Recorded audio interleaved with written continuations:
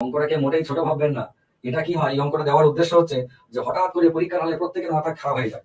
এইটা যখন করে দশমিকের পর 3 ঘর, এখানে একবার 4 ঘর, দশমিকের পর 4 ঘর হতে হবে, দিয়ে এটাকে করে 5 দিয়ে 10, উত্তর হচ্ছে 5 দিয়ে 10, দশমিকের পরে যদি 4 ঘর হতে হয়, জেনারেলি সবাই এরকম করে বেরিয়ে আসে 0.0010, তাই তো?